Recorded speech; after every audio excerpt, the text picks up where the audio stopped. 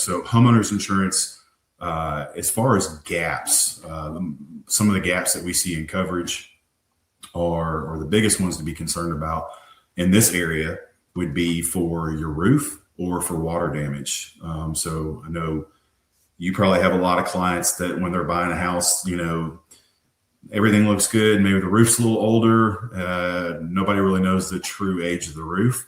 But it's very important for an insurance company because if that roof is 8 years old versus 18 years old, that's a pretty significant difference on a homeowner's policy, whether they're going to pay for replacement cost on a roof or actual cash value.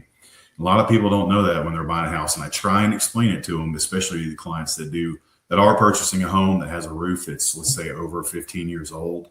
A lot of carriers are going to give actual cash value on that roof.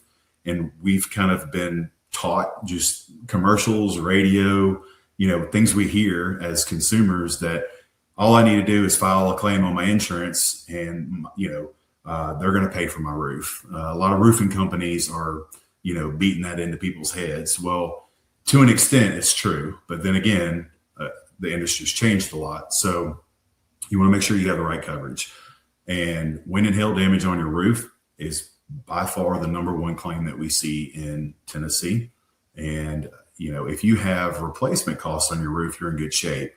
The only thing you'd be out of pocket if you do file a claim would be your deductible. Whereas if you have actual cash value on your roof and it's an older roof and you have to get your roof replaced, they're going to diminish that value on the roof. So you might have, let's say your roof's $15,000 and you have a $2,500 deductible and your roof's 17 years old. You might be lucky to get $3,000 or $4,000 for the roof with actual cash value. But if you have replacement cost, they're going to pay a full replacement